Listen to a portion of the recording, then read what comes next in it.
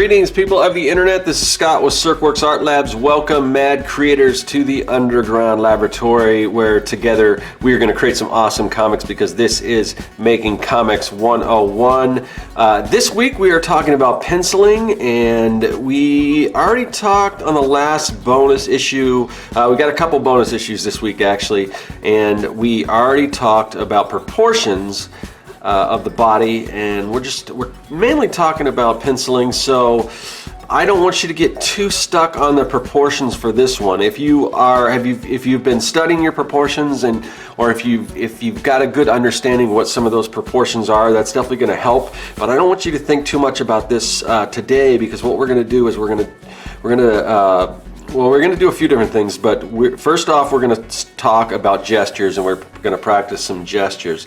So what gestures are they're just very quick, very loose drawings. You don't want to spend a lot of time on them. They aren't anything that, these are just sort of, I was going to say they're the under drawings, but they don't necessarily have to be. They don't have to be anything more than just quick, loose exercises just to get yourself in the habit of drawing the figure, or anything really. Everything has some gesture to it, whether it's a mountain or a river or whatever the case. But we're going to be focusing mainly on the figure right now.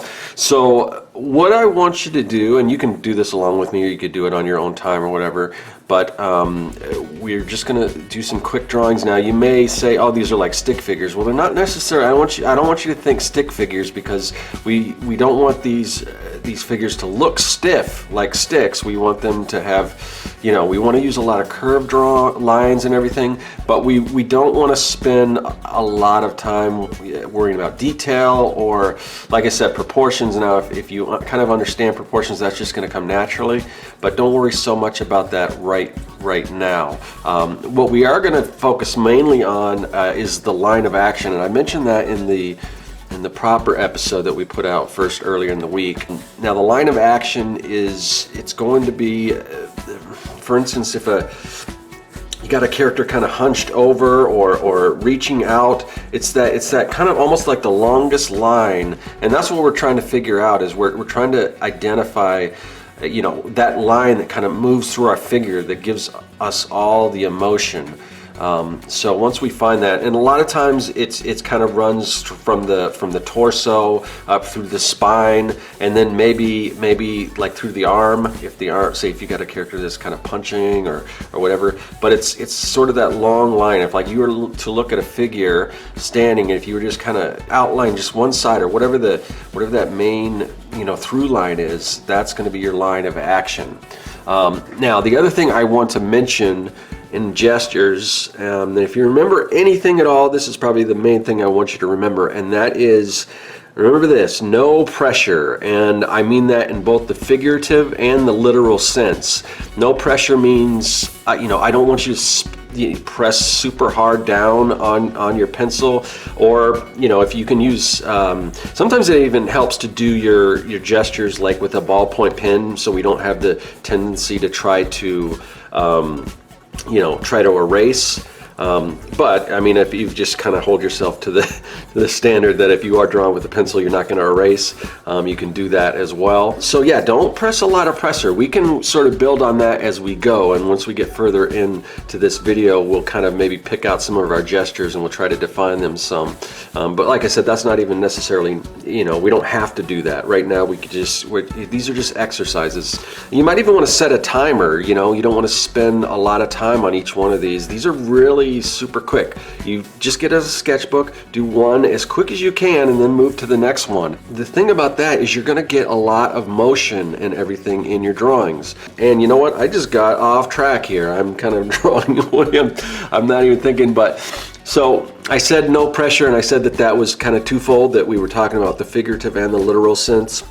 So we talked about the literal sense, but the figurative sense is, I don't want you to, I guess I've kind of been running this theme through the whole thing. It's not to be too precious.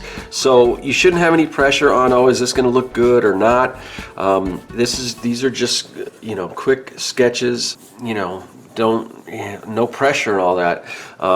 they are important because everything is based on this. And if you skip your gestures, your characters are going to start to look super stiff. We don't want that. So yeah, we just want to keep them fast and loose. And remember, no pressure. The other thing, we talked about that line of action. We want to, and that's a relatively long line. We're not doing these little quick, lines and everything. We're trying to, as best we can. There are even some exercises where you don't even lift your pencil up. I don't necessarily know if that you should do that with gestures, but you still want to keep a minimum amount of lines and just keep them as long as possible.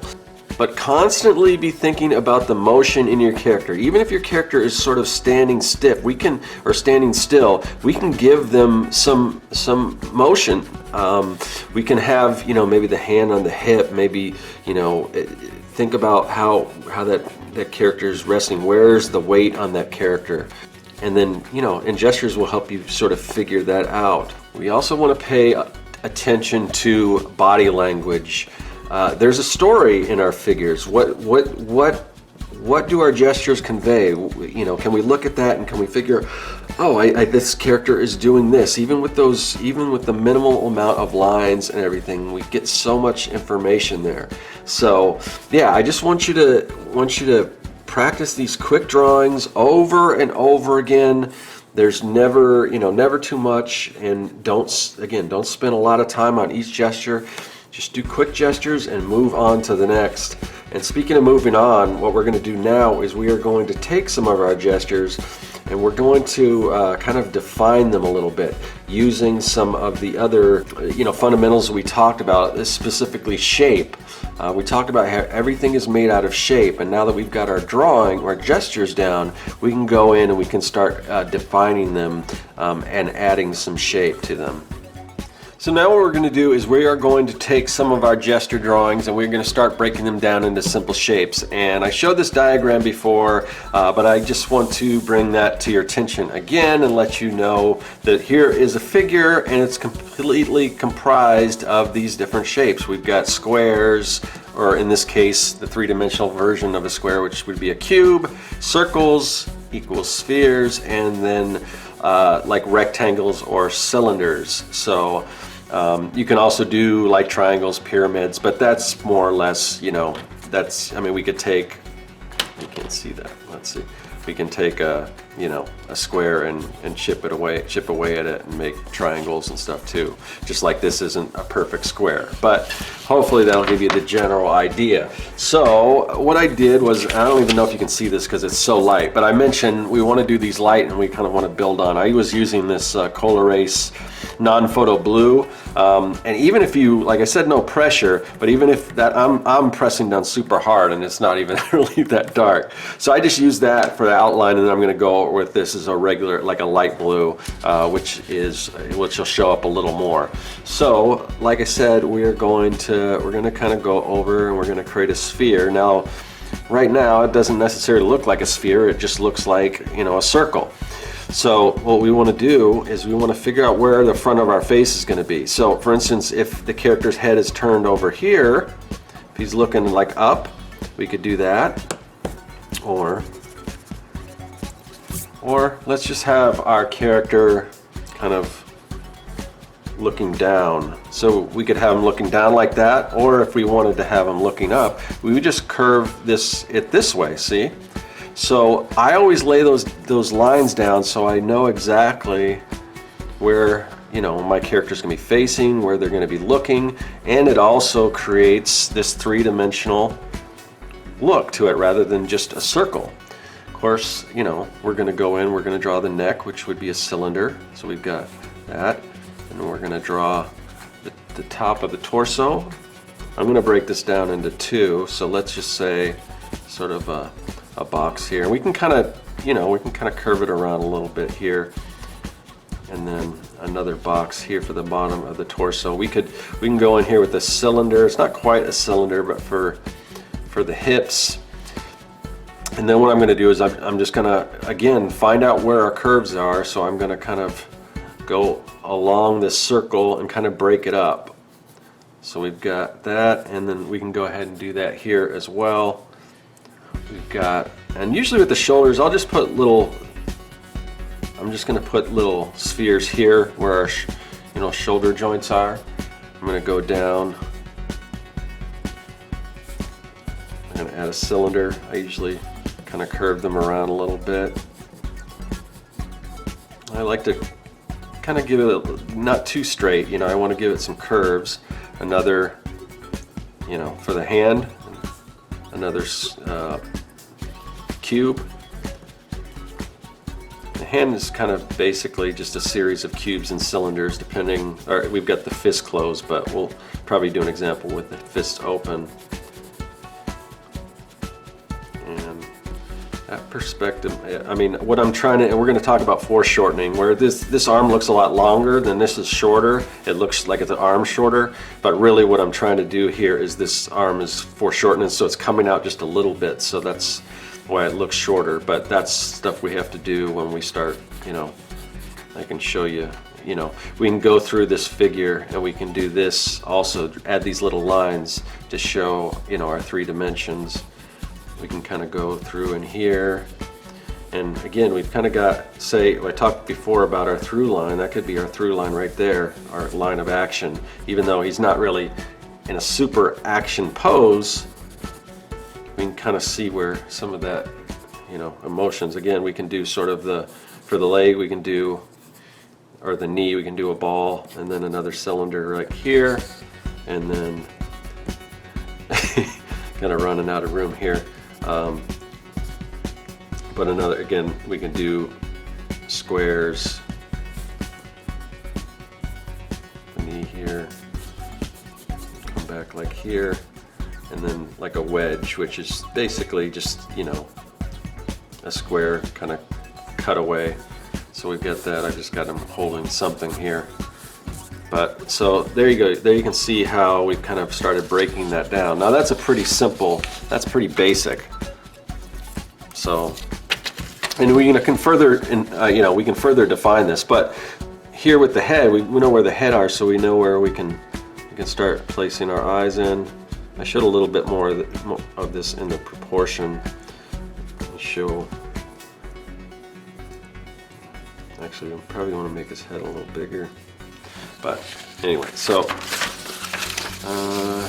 let's see. So we got this gesture right here. All right, so this one's a little more action oriented. We've got this female figure here, and again, here's our sort of line of action right here, coming up to the head.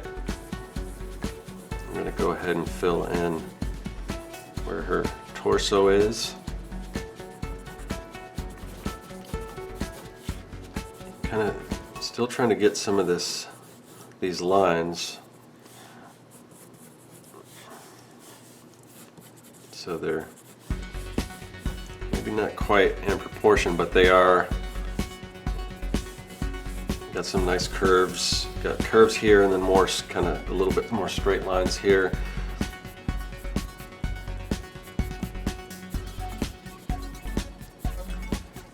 Foot here, and then we want this other leg coming out here.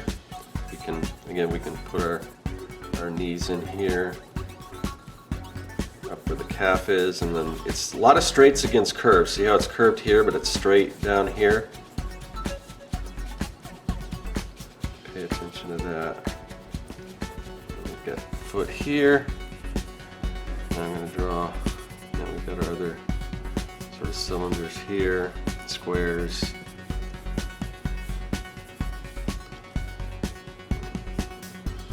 I'm going to arch this arm back up a little more right here. She's going to be shooting the bow and arrow. Now here, we're gonna play around with some foreshortening, and what that is, that's where basically, that's where certain elements of the body are going to overlap. And it's funny because when I was a kid, I saw this picture of Batman and Robin was running, and he had one leg down here like this, and the other leg was back here. And I didn't understand foreshortening when I was a kid, so I thought, hey, what happened to Robin's leg? Did it get cut off? But no, it didn't cut off. His leg was just, back here. You can maybe see his foot coming down here. But But that's the kind of stuff we're kids that don't really understand it as well. But then we quickly learn that. So, but seeing it and recognizing it and learning how to draw it are two totally separate things. So, but you can see where the arm is overlapping here, even the body, and then once again we've got a sort of a cylinder here, and then we're gonna have the hand more in the forefront. So because it is coming out towards us, it's going to be bigger. I mean, this is sort of a forced perspective because it probably wouldn't, maybe not look that much, but it's going to give us a little more action. So we've got our bow and arrow here. We've got our character's hand. I'm just using squares, thumb up here, but it appears like it's coming out a little more. And then, we can sort of see the sort of the tautness of that arrow if we wanted to do that. And then say if she's kind of looking out here, maybe one eye closed. I don't know if it matters which eye is closed or which eye is open, but if you're aiming something, usually that's the case. But so, and then we talked about this, where this line comes up, the ear is going to line up on here. Now since the head's tilted down a little more, the ear is going to come up a little more. And then, give her a hairstyle, maybe she got a ponytail kind of flying off here or something like that. Again, the head is going to overlap the chest here because it's kind of coming forward. And then once we have this, we can start adding some of those other details in here and kind of start rounding it off and everything.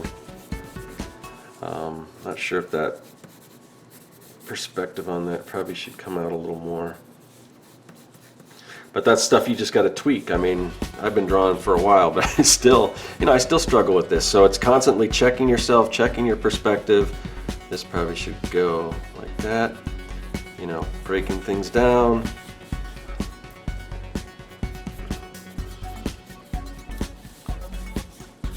But we've got the start of something. But that's how it is. It's all like building blocks. It's going through and checking things, and I mean, if I was just to start drawing this woman here without doing any of the underdrawings or the gestures or anything, it's just not going to look right.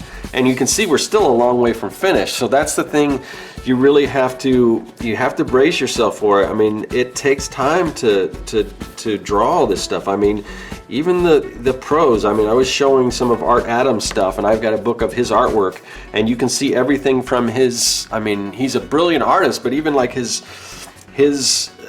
beginning concepts look similar to this. I mean, he's a lot better than me, but still, I mean, they look like this. Your favorite artists probably break things down like this before they get to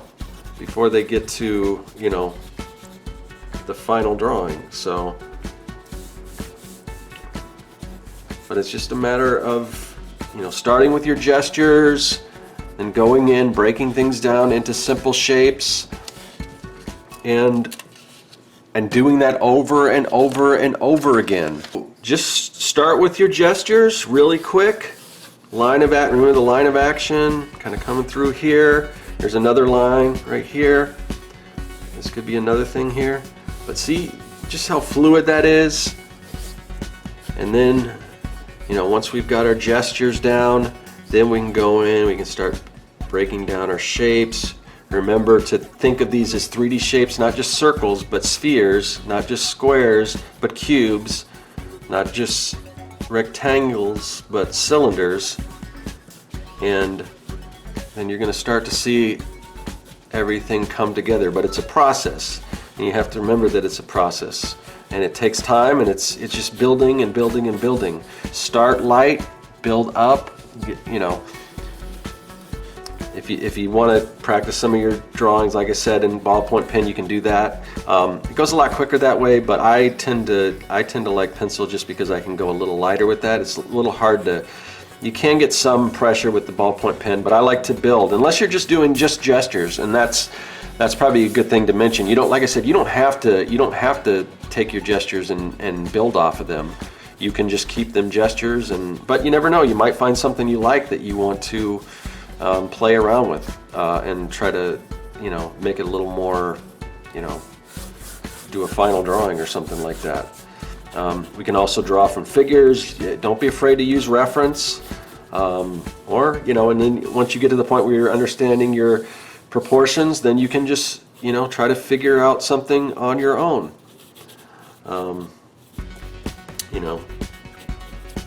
But it takes time, and it's a matter of just playing around, getting those gestures down, learning your proportions, and going from there. Just keep building. But like I said, remember no pressure. Keep it light, and these aren't anything that you're gonna post on Instagram or anything like that. Keep it to yourself. Fill a sketchbook, set a timer, do a number of these gestures, and then if you like any of them, you can go in and you can flesh them out a little bit and start building your characters. But that's basically the start of penciling. Like I said, who knows what's going to go on after this course is finished. Maybe I will go and dive deeper into just drawing and penciling and stuff like that. But even if I don't, there's so many other videos. I mean, obviously, you don't just have to watch my videos. There's tons of people. I just want to kind of put out the basics and give you kind of my opinion on penciling and how I do it. But I'm not the be all and end all of comic book penciling. There are people that are way more talented than me, that have been doing it for longer, that are just so. But these are just my thoughts. But you want to get other people's opinion. You want to hear what other people say, because some people may disagree with the way I'm teaching, gestures and perspective or proportions and all that stuff. And there may be other, other ways that work better for you. But I just want to present this, and then hopefully it's helpful. And then hopefully it'll get you on your way to creating some really awesome comics. So that's all I got to say about penciling and proportions and figure drawing and gestures. So yeah, I will see you guys later. That is all. Hey, thanks for watching. If you like what you saw and you want to see more, hit that subscribe button. Also, you can follow me at Serkworks on social media, and now you can support the work that I do on Patreon. Do you like making comics? Then go to Serkworks.com and pick up the Comic Maker Starter Kit. It's packed full of fonts, brushes, templates, and more. And best of all, it's totally free.